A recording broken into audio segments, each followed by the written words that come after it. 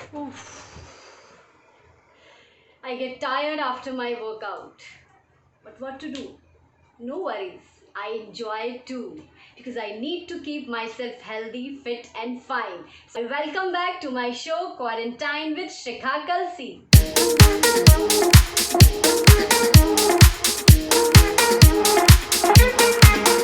Welcome back to my show quarantine with Shikha Kalsi. आज मैं आपको जिनसे मिलवाने जा रही हूँ वो बहुत सी सेलिब्रिटीज़ की सेहत का ध्यान रखती हैं, उनको फिटनेस ट्रेनिंग देती हैं, मुस्कुराते हुए भी और डांट कर भी। बिहार की रहने वाली हैं और नेशनल लेवल पे बैडमिंटन भी खेल चुकी हैं। बहुत ही छोटी उम्र में इन्होंने बहुत ही अच्छा मुकाम हासिल कर लिया है अपनी लाइफ में। देश भर की सेलिब्रिटीज़, फिर वो चाहे पॉलिटिशियन हो, फिल्म स्टार हो या कोई क्रिकेटर हो, वो सभी को फिटनेस ट्रेनिंग देती हैं। जैसे कि गौतम गंभीर, श्रीसंत, संग्राम सिंह, टाइगर श्रॉफ, कायरा एडवाणी, दिशा पाटनी, प्रियंक शर्मा और भी बहुत हैं इनकी लिस्ट में। ये सभी को फिटनेस ट्रेनिंग दे चुकी हैं और देती भी रहती हैं।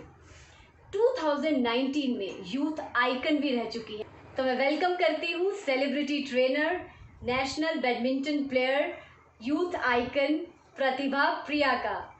प्रतिभा Priya, I welcome you to my show quarantine with Shikha Kalsi. Thank you. Pratibha, मेरा सबसे पहले आपसे यही सवाल है कि सभी जानते हैं कि आप स्पोर्ट्स में बहुत आगे तक जा चुकी हैं, आप नेशनल लेवल तक बैडमिंटन खेल चुकी हैं, तो आप बैडमिंटन में आगे क्यों नहीं बढ़ी? आपने एक फिटनेस को ही अपना करियर क्यों चुना? हाँ, मैं स्पोर्ट्स पर्सन तो थी ही। फिटने बैडमिंटन में मैंने अपने आप को आगे इसलिए नहीं बढ़ाया क्योंकि बेसिकली मैं बिहार से हूँ और वहाँ से मैंने नेशनल खेला है। तो नेशनल के बाद जो परफॉर्मेंस हो, नेशनल के टाइम जो परफॉर्मेंस होती है, उसके बाद जब आपको अच्छा परफॉर्म करना हो, नेशनल में पोजीशंस लाने हो, तो उसके लिए होता है एक बेहतर कोच की ज़रूरत होती है, बहुत अच्छे कोच की ज़रूरत होती है। और बिहार में ऐसी सुविधा है नहीं। जो मेन चीज़ है, ऐसी कोई सुविधा नहीं है बिहार में कोच की। और तो अंदर, मैं बिहार के अंदर रह के ये चीज़ तो कर नहीं सकती थी। दूसरी बात कि बिहार से बाहर जाके ये पॉसिबल नहीं था कि मैं कोचिंग लूँ, और क्योंकि उसका कॉस्ट भी बहुत ज़्यादा आता है और बिहार की जो सोसाइटी है, जो हमारी फैमिली है, वो इस चीज़ को मीन्स अलाउ नहीं करती इस चीज़ को। मेरा मेरा मेन रीज़न ये था। और स्पोर्ट्स के बाद मैं फिटनेस इंस्ट्रक्टर इसलिए बनी क्योंकि ये कहीं ना कहीं कनेक्टेड है। ये दोनों चीज़ें कनेक्टेड हैं। स्पोर्ट्स और इंस्ट्रक्टर का जो है वो दोनों लाइन एक दूसरे से कनेक्टेड ही हैं। तो इसमें मेरा इंटरेस्ट था ही फिजिकल इंस्ट्रक्टर। फिर यही जर्नी है कि मैं बाद में फिर स्पोर्ट्स छोड़ के फिर फिटनेस इंस्ट्रक्टर बनी। तो इसका मतलब कि फाइनेंशियल सपोर्ट ना होने के कारण आप अपने पैशन को आगे नहीं बढ़ा पाई, लेकिन इससे रेलेवेंट ही आपने एक फील्ड को चुना और आप इसमें काफ़ी आगे तक आ चुकी हैं। तो क्या आप इसमें सेटिस्फाइड हैं? बिल्कुल बिल्कुल बिल्कुल सेटिस्फाइड हूँ। तो मेरा अगला सवाल ये है कि आपको बैडमिंटन खेलने में ज़्यादा मज़ा आता था या फिटनेस गुरु बन के आपको ज़्यादा मज़ा आता है? देखिए, मैं जिस टाइम में जहाँ पे होती हूँ, मुझे उन हर चीज़ों में मज़ा आता है। जब मैं स्पोर्ट्स पर्सन थी तो मैं उस चीज़ को भी काफ़ी इंजॉय करती थी, और अभी मैं इंस्ट्रक्टर हूँ तो मैं उस चीज़ को भी बहुत अच्छे से इंजॉय करती हूँ। अगर आप फिटनेस इंस्ट्रक्टर नहीं होती तो आप क्या होती इसके अलावा? अगर बैडमिंटन प्लेयर के अलावा अगर मैं फिटनेस इंस्ट्रक्टर नहीं होती तो मैं एक जर्नलिस्ट होती, क्योंकि मुझे उसमें बहुत इंटरेस्ट था और काफ़ी अच्छा जा रहा था मेरा। एक टाइम पे मैं एक एनजीओ ज्वाइन कर रखी थी, तो उसमें भी मेरा इंटरेस्ट था। लोग इस चीज़ को काफ़ी अप्रिशिएट भी करते थे कि मेरी जो मैं जो लिखती हूँ या फिर मैं जो इंटरव्यू देती हूँ वो अच्छा होता है। तो इसमें मेरा इंटरेस्ट था और मैं एक टाइम पे इस कोर्स को भी ज्वाइन करना चाह रही थी, बट फिर ऐसा ही कुछ हुआ जिसमें हुआ नहीं। तो बस, अगर मैं इंस्ट्रक्टर नहीं होती तो मैं एक जर्नलिस्ट होती। तो जर्नलिज्म आपका फेवरेट सब्जेक्ट रहा है और आप इससे जुड़ी रही हैं। एग्जैक्टली अभी भी जुड़ी हूँ, क्योंकि उसके वजह से होता है कि अगर उसमें है कि लाइफ में भी उसका यूज है, कि अगर आपके मन के अंदर जो चीजें चल रही है, आपके अंदर अगर वर्ड स्टॉक अच्छा हो तो आप किसी सामने वाले को अच्छे से प्रेजेंट करके समझा सकते हो। तो कहीं हर जगह किसी न किसी चीज का यूज है। बिल्कुल बिल्कुल बिल्कुल। जैसे कि मैं भी कोई प्रोग्राम होस्ट करती हूँ, इंटरव्यूज़ लेती हूँ, तो ऑफ कोर्स बहुत से लोगों के बारे में जानने को मिलता है, इन्फॉर्मेशन मिलती है उनके काम को लेकर, थोड़ी बहुत उनकी पर्सनल लाइफ को लेकर, और जो कि बहुत वैल्यूएबल होती है। हाँ, और सबसे मेन चीज़ ये भी होता है कि आप जान रहे हो, आप जो फील कर रहे हो वो बहुत इंपॉर्टेंट होता है कि सामने वाले को आप वर्ड्स के माध्यम से समझा पा रहे हो। आपको अगर मौका मिले कि पूरी दुनिया में किसी के साथ क्वारंटाइन होने का, तो आप किसके साथ क्वारंटाइन होना चाहेंगी? मैं अपने फ्रेंड्स के साथ क्वारंटीन होना चाहूंगी, क्योंकि वो बेस्ट पर्सन होते हैं वो मुझे लगता है लाइफ का बहुत ही, मतलब चीज़ों से हट के, टेंशन से हट के एक अलग ही चिल होता है उनके साथ। तो अगर एक रूम में अगर बंदी करना है तो भाई मैं अपने फ्रेंड्स के साथ बंद होना ज़्यादा पसंद करूंगी। बहुत ही प्यारा आंसर दिया है आपने, क्योंकि मैंने आपके क्वेश्चन में ये नहीं बोला था कि फैमिली के अलावा, जबकि मैं ये जनरली पूछती हूँ, तो उसके बावजूद आपने आंसर दिया कि आप फ्रेंड्स के साथ क्वारंटाइन होना चाहेंगी, जो वाकई में इंटरेस्टिंग है। क्योंकि फ्रेंड्स के साथ जो हमें मज़ा आता है मस्ती करने में, उस टाइम को स्पेंड करने में, इंजॉय करने में, वो वाकई में किसी और के साथ नहीं आता है। तो अब मुझे आप ये बताइए कि ऑब्वियसली आपके बहुत से फ्रेंड्स होंगे, इसीलिए आप क्वारंटाइन भी होना चाहती हैं उनके साथ। तो अब आप फिटनेस ट्रेनर हैं, तो क्या फ्रेंड्स की तरफ से कुछ ऐसे सवाल नहीं आते हैं कि यार मैं मोटी हूँ या मैं पतली हूँ, मुझे कुछ कुछ तो बताओ कि मैं उस चीज़ को करके ठीक हो जाऊँ, कुछ इस तरह के सवाल? बिल्कुल आते हैं, और सिर्फ फ्रेंड्स नहीं, फैमिली मेंबर, जो लोग मुझे जैसे फर्स्ट में जान रहे हो या फिर पता चला ट्रेन में भी ट्रेवल करते हुए या कहीं भी ट्रेवल करते हुए भी जाना है कि मैं फिटनेस इंस्ट्रक्टर हूँ, सबसे पहला क्वेश्चन होता है मेरे पेट बहुत ज्यादा निकल गया है, प्लीज कुछ कम करवा दो सबसे पहला क्वेश्चन होता है। और फ्रेंड्स का होता है, वो तो हक से बोलती हैं कि यार तुम फ्रेंड हो लेकिन कभी मुझे मेरा वेट नहीं कम करा रही, तुम तो कुछ बता नहीं रही, उनका तो कंप्लेन होता है इनफैक्ट हमेशा। बिल्कुल। फ्रेंड्स कुछ करेंगे भी नहीं, लेकिन पूरे हक से आपको बोलेंगे कि नहीं, तू, तेरी वजह से मैं पतली नहीं हो रही या तेरी वजह से मैं मोटी नहीं हो रही। हाँ, प्रतिभा बोलेगी और उसके बोलने से मेरा वेट कम होना चाहिए, भले ही मैं कुछ करूं या ना करूं, प्रतिभा बोलती ही नहीं है। मतलब आपको वो जादूगर समझती है कि प्रतिभा कोई जादू कर दे और हम एकदम फिट एंड फाइन हो जाएं। कोई भी ऐसा किस्सा जो कि आप कभी भुला ना पाए हो, किसी भी वक्त का, स्कूल टाइम का, कॉलेज का, या आपके ट्रेनिंग के टाइम का? देखो, 24 ईयर्स की जर्नी में तो ऐसे बहुत सारे किस्से होते हैं, लेकिन लाइफ का जो पहला होता है ना, जो फर्स्ट टाइम का होता है, फर्स्ट टाइम की जो खुशी होती है वो कुछ काफी अलग होती है। तो पहला किस्सा ये है कि मैं फर्स्ट टाइम जब क्लास 3 या 4 में थी, तो मैं फर्स्ट डिवीजन में रैंक आया था, फर्स्ट डिवीजन से मैं पास की थी। तो उस टाइम मुझे पता चला था कि मेरा डिवीजन फर्स्ट आया है। मैंने मेहनत करी थी, पूरे ईयर बहुत मेहनत करी थी, किसी से चैलेंज लगा था, तो और मैं सच में फर्स्ट डिवीजन मेरा आया था। तो फैमिली मेंबर काफी खुश थे, और मेरी मम्मी ने मुझे गोद में ऐसे उठा के बोला कि मेरी बेटी फर्स्ट आई है। जो खुशी थी ना उनका एक्सप्रेशन, मैं कभी भूलती नहीं उस चीज को। जो मेरे नाना जी थे या फिर मेरे और भी फैमिली मेंबर जो मुझे अप्रिशिएट कर रहे थे कि प्रतिभा फर्स्ट डिवीजन से पास की है, बहुत खुश थे वो लोग। तो वो मेरे लाइफ का बहुत अलग सा एक्सपीरियंस है। आप जब छोटे होते हैं तो आपकी मेमोरीज में कुछ, अगर एक बहुत ही खास किस्म की यादें बस जाएं, तो वो ताउम्र आपके साथ रहती हैं। इसी तरह आपकी फैमिली के वो एक्सप्रेशंस, वो खुशी आपके अंदर इस तरह समाई हुई है कि वो आपका एक बेस्ट मोमेंट बन गया है लाइफ का। एग्जैक्टली उसके बाद तो मैं लगभग हर क्लास में ही फर्स्ट आई हूँ, लेकिन वो फर्स्ट टाइम जो था वो बहुत ज्यादा अलग था वो। कितनी कमाल की बात है कि आप पढ़ाई में भी तेज थी और खेल कूद में भी तेज थी। खूबियों में जो एक टॉप का खूबी होता है लोग उसको जानते हैं, लेकिन और भी बहुत सारी खूबियां होती है साथ में और ये मैं जानती भी नहीं थी कि आप एकेडमिकली इतनी अच्छी रही हैं, आप पढ़ाई में इतना अच्छा कर चुकी हैं। यही होता है कि इंटरव्यूज़ के दौरान हमें कई चीज़ों का पता चलता है, जिस व्यक्ति से, जिस सेलिब्रिटी से हम बात करते हैं। जैसे अभी तक मैं आपको एज अ स्पोर्ट्स पर्सन ही जानती थी, एज अ फिटनेस ट्रेनर ही जानती थी, जितना सोशल मीडिया के थ्रू आपके बारे में मुझे पता था। आप जर्नलिज्म में भी इंटरेस्ट रखती हैं, खेल कूद में भी तेज़ रही हैं, और पढ़ाई में भी आप नंबर 1 रही हैं। तो इतनी ज़्यादा खूबियाँ हैं आपके अंदर कि हाँ, शायद एक्चुअली मेरा नाम ही प्रतिभा है, सो मेरी मम्मी भी बोलती है मेरी मम्मी भी बोलती है कि बहुत चुन के तुम्हारा नाम रखा गया है। मेरी मम्मी के दादाजी ने नाम रखा था मेरे बर्थ के टाइम, तब वो थे, लाइव थे, तो उन्होंने मेरा नाम रखा था। तो सब यही बोलते हैं, मे बी अब शायद मुझे भी लगता है किडिंग जस्ट। और ये कहा भी जाता है कि नाम हम सबकी लाइफ में बहुत इम्पोर्टेंस रखता है, क्योंकि हम नाम के अकॉर्डिंग ही हमारी पर्सनालिटी भी, जैसा हमारा नाम होता है उसी तरह की हमारी पर्सनालिटी भी उभर कर आती है बहुत बार। और आपके नाम ने तो ये प्रूव भी कर दिया है। आपने बहुत से सेलिब्रिटीज़ को ट्रेन किया है, तो जब आप उनको ट्रेनिंग देती हैं तो क्या सेलिब्रिटीज़ ड्यूरिंग द ट्रेनिंग वो सेलिब्रिटीज़ की तरह रहते हैं या फिर वो आपको एज अ ट्रेनर एक्सेप्ट करते हैं? देखिए, जब दो सेलिब्रिटी एक साथ हो ना तो सब वो तो या तो फ्रेंड होते हैं या तो एक अपना प्रोफेशन मेंटेन करते हैं। तो सामने में अगर दो इक्वल लोग खड़े हैं या इक्वल होते हैं, दोनों हम दोनों इक्वल होते हैं, तो उनके लिए मेरे लिए वो क्लाइंट होते हैं और उनके लिए मैं एज अ ट्रेनर ही होती हूँ, क्योंकि फिर दूसरी चीजों का जगह नहीं है, फिर तो कोई बात ही नहीं बनेगी, ना वो ट्रेनिंग लेंगे मेरे से ना मैं उनको दूंगी। तो बिल्कुल प्रोफेशन का ही रिश्ता होता है उस टाइम।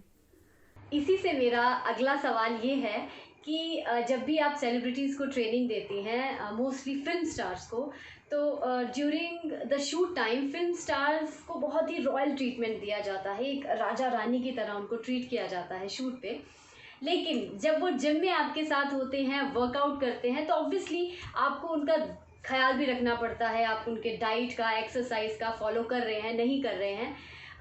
तो क्या आपको कभी ऐसा होता है कि आपको उनको डांटना पड़े या कुछ गलत करते हैं तो आप उनके साथ स्ट्रिक्ट होती हैं? हाँ, अपने क्लाइंट को बिल्कुल उस तरीके से डांटते हैं, क्योंकि अगर हम डांटेंगे तो नहीं तो वो नहीं करेंगे। और वैसे जनरली उतना डांटने की जरूरत नहीं पड़ती, क्योंकि वो बहुत सीरियस होते हैं अपने फिटनेस को लेके।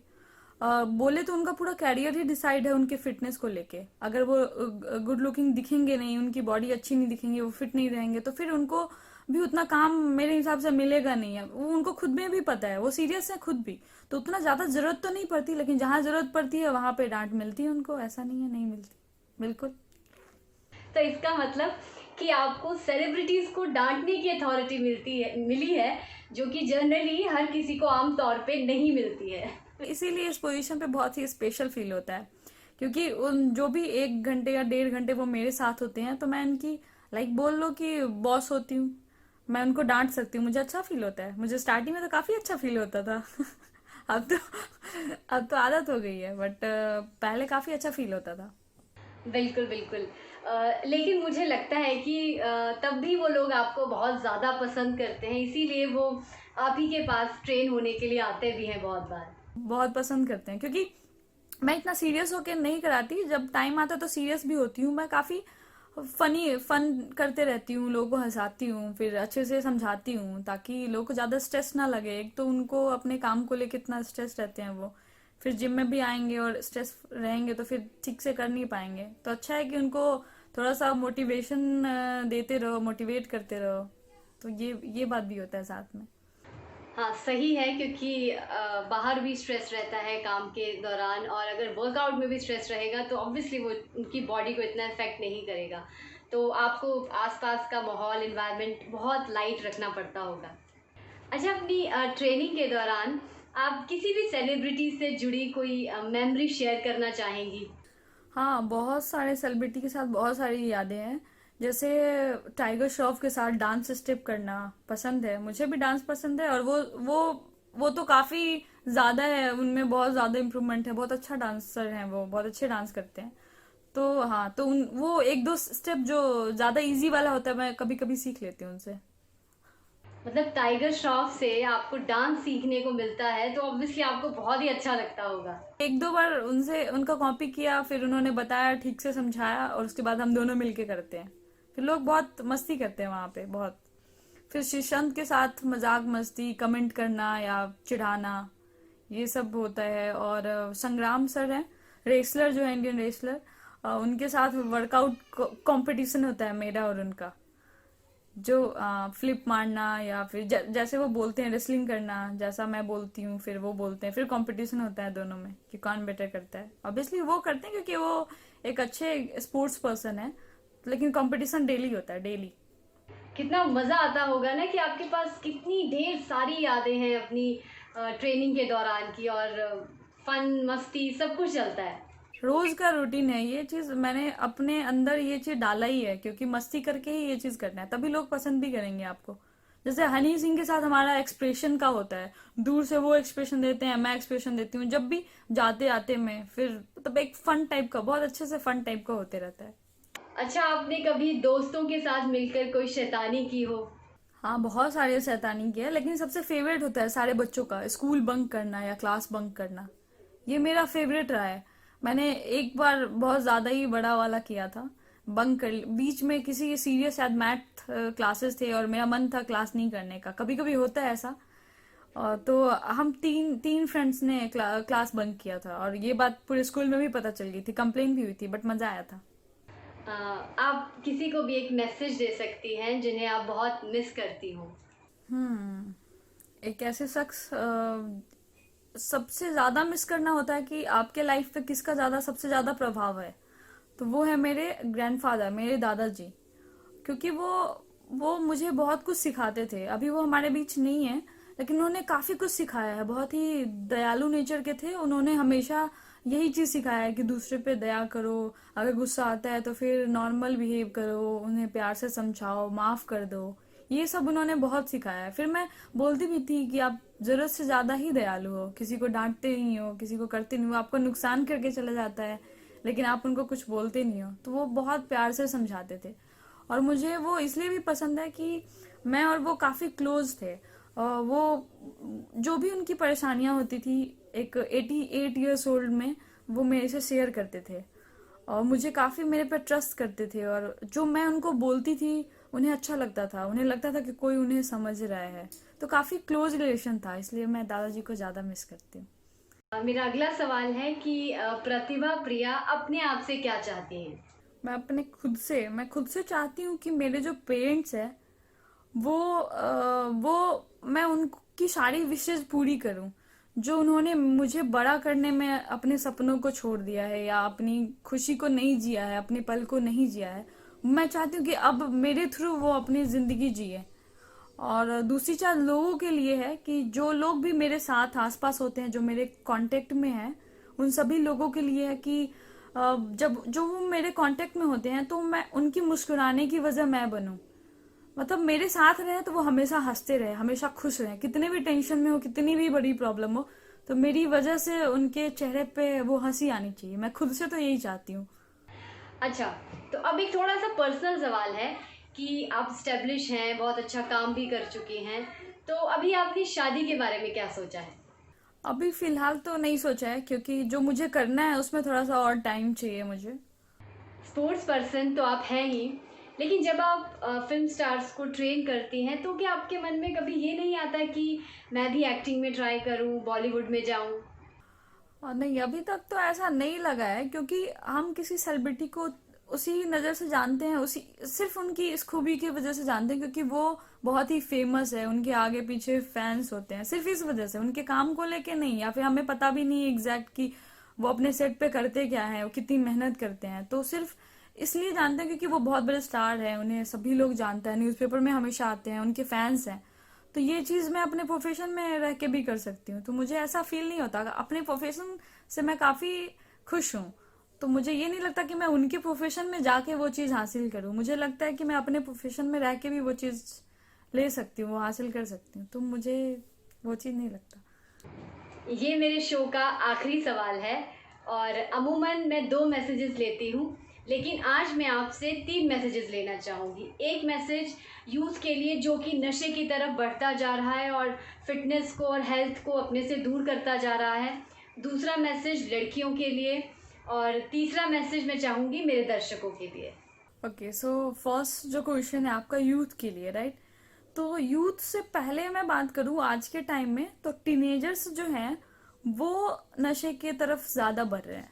यूथ बाद में वो बनते हैं, सबसे पहले टीनेजर्स, क्योंकि वो हमेशा बड़ों की कॉपी करते हैं, हमेशा कॉपी करते हैं। जैसे आपने देखा होगा बच्चे भी कॉपी करते होंगे, जैसे उनके पापा जैसे शर्ट पहन रहे हो या शेव कर रहे हो तो वो कॉपी करते हैं। तो हमेशा टीनेजर्स में ये चीज देखा है, कि मैंने खुद से भी देखा है कि वो बड़ों की कॉपी करते हैं। बड़े अगर ड्रिंक कर रहे हैं तो वो भी करेंगे। वो पहले वो बस शौकिया करते हैं, करके देखते हैं कैसा लगता है। या स्मोक करना, मतलब एक होता है कि ज्यादा, शायद उन्हें लगता है कि ज्यादा इंपॉर्टेंस मिल रहा है ये करने से अपने दोस्तों में, अपने फ्रेंड सर्किल में। तो टीनेजर्स ही बढ़ने लगते हैं इस तरफ से, यूथ में जाके यूथ तक पहुंचते पहुंचते उस एज में आके आते आते उनकी लत हो जाती है ये चीज। और जब उनकी लत हो जाती है तो वो स्पोर्ट्स या एक्सरसाइज में इंटरेस्ट नहीं लेते, क्योंकि स्टेमिना उस तरह का बचता नहीं है। तो जब उनसे हो ही नहीं पाता वो चीज, तो उसमें इंटरेस्ट लेना छोड़ देते हैं। तो ये बड़ी वजह है कि वो अपने से बड़ों का कॉपी करते हैं। तो यही वजह है कि वो नशे की तरफ ज्यादा जा रहे हैं और एक्सरसाइज कम कर रहे हैं, फिट भी कम रह रहे हैं, और जो भी बीमारियां हैं वो उनमें ज्यादा अब पाई जाती है। कि छोटे बच्चों में ही भी बहुत कुछ अब आने लगा है, कैंसर वगैरह वगैरह जो भी चीजें हो, इम्यूनो सिस्टम भी काफी वीक होने लगा है बच्चों का। और दूसरा, लड़कियों से रिलेटेड बहुत ही इंपॉर्टेंट क्वेश्चन है, आप भी हो मैं भी हूँ। तो इस टॉपिक में हम बोलना स्टार्ट करूँ तो खत्म ही नहीं होगा।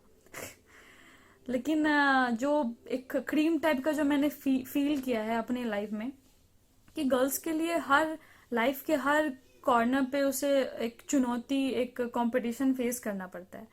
तो उसके लिए सबसे बड़ी वजह है, उसको लड़कियों के लिए सबसे बड़ी चीज है कि पहले वो जाने कि वो क्या है, उनमें क्या खूबी है, और उस चीज को वो स्ट्रॉन्ग करे। फिर अपने सपने देखे कि वो क्या कर सकती हैं। फिर अपने साथ ही वो जिद करे, खुद के साथ जिद करे। जैसे अगर मुझे ये बनना है तो मैं जिद करके मुझे ये बनना ही है, खुद से पहले जिद करे, खुद को स्ट्रांग बनाए। जब खुद में वो जिद करेंगे और स्ट्रांग बनाएंगे तब वो फैमिली को समझा सकते हैं। जो होता है ना एक अलग टाइप का कुछ दिखाना, फैमिली को प्रूव करना। अगर आप फैमिली को प्रूव करते हो कि मैं ये चीज कर सकती हूँ, तो फैमिली आपको कभी नहीं रोकेगा। और अगर रोक भी रहा है तो आपने खुद से जिद की है, आप आगे बढ़ो। फैमिली कब तक आपका हाथ पकड़ के आपको चलाएंगे। लड़कियों के साथ ये थोड़ी सी चीजें हैं कि लड़कियों के पेरेंट्स सब कुछ देखते हैं, जैसे एडमिशन कराना हो या कहीं पे लेके जाना हो तो पेरेंट्स साथ में जाते हैं। जो 14 साल की हैं या जो बड़ी हो चुकी है उनके साथ सेफ्टी की प्रॉब्लम होती है। तो मैं वही बोलती हूँ कि खुद से जिद करो। मुझे जाना है तो मुझे जाने आना चाहिए। कल को कॉलेज मुझे बहुत दूर है, मुझे जाने नहीं आता, तो मुझे जाने आना चाहिए। हॉस्टल जाना है तो मुझे ये प्रोसेस पता होनी चाहिए कि मुझे बस लेना है और कैसे उतरना है। अगर आप वो जिद नहीं करोगे, उस बंधन को नहीं तोड़ोगे, तो कब तक कौन आपको लेके जाएगा, फिर पहुंचाएगा। तो सबसे बड़ी वजह यही है, सबसे बड़ी पॉजिटिव थिंग है कि लड़कियों को जिद करना चाहिए खुद से, तब जाके वो सपने पूरा कर सकते हैं। और दर्शकों के लिए है कि मैं एज अ फिटनेस इंस्ट्रक्टर एक मैसेज देना चाहूंगी कि मैं फिटनेस इंस्ट्रक्टर हूँ, तो आपसे भी कहूंगी डेली वर्कआउट करें, जो हेल्दी फूड है वो खाएं, अब खुद को फिट रखें, फैमिली को फिट रखें। यही चीज है। हमेशा हमेशा जब आप फिट रहोगे तो बीमारियां भी आपको कम होंगी। बहुत सारी चीजें होती हैं, आप स्ट्रांग, खुद में कॉन्फिडेंट फील करते हो। बहुत सारी प्लस पॉइंट है। मेरा फिटनेस को लेके एक सवाल है कि आजकल जैसे बहुत बिजी शेड्यूल रहते हैं लोगों के। खैर आजकल तो क्वारंटाइन डेज चल रहे हैं, लॉकडाउन है, लोग घरों में ही बंद हैं। फिर भी एक ह्यूमन को कितना मिनिमम टू मिनिमम टाइम देना चाहिए अपनी फिटनेस के लिए, अपनी हेल्थ के लिए एवरी डे, कि वो उतना अगर मिनिमम देता है तो वो फिट और हेल्दी लाइफस्टाइल जी सकेगा। देखिए, कितना मिनिमम टाइम से ज्यादा अच्छा है कि आप किस इंटेंसिटी के साथ वर्कआउट करते हो। डिपेंड करता है कि हाँ आप रेगुलर वर्कआउट कर रहे हो। जैसे अगर मुझे आधा घंटा 30 मिनट का वर्कआउट करना है तो मैं रेस्ट लेके कर रही हूँ या कंटिन्यू कर रही हूँ, मेरा इंटेंसिटी हाई है या लो है या नॉर्मल है। तो अगर आप बहुत हाई इंटेंसिटी के साथ कर रहे हो तो 30 मिनट काफी है अपने आप को नॉर्मली फिट रखने के लिए। अगर आप थोड़ा सा भी रेस्ट लेके करते हो तो 45 मिनट का अगर आप डेली वर्कआउट करते हो, जिसमें स्ट्रेचिंग, वेट ट्रेनिंग या बॉडी वेट ट्रेनिंग या फंक्शनल ट्रेनिंग जो भी करते हो आप, 45 मिनट का वर्कआउट इनफ है दिन में पूरे। थैंक यू प्रतिभा, बहुत अच्छा लगा आपसे बात कर आपके बारे में जानकर। काफ़ी कुछ इन्फॉर्मेशन भी आपसे मिली है और इट्स ग्लैड टू नो कि being not a very strong background, financial background, आपने इतना कुछ हासिल किया है अपनी लाइफ में। तो इसका मतलब कि हमें अगर अपने पैशन को आगे लेकर जाना है, बढ़ाना है, तो हमें फुल डिटर्मिन्ड होना चाहिए और डिग्निटी के साथ आगे बढ़ते रहना चाहिए। Thank you Pratibha, thank you so much. Thank you so much Pratibha Priya. आज हम मिले हैं प्रतिभा प्रिया से, हमने जाना इनके बारे में, सुने इनके किस्से कहानियां और ली ढेर सारी इन्फॉर्मेशन। इसके साथ ये भी जाना कि सेलिब्रिटीज करते हैं ट्रेनिंग के दौरान खूब मस्ती। तो अगले एपिसोड में हम फिर मिलेंगे, तब तक याद रखिएगा, भूलिएगा नहीं, क्वारंटाइन विद शिखा कलसी।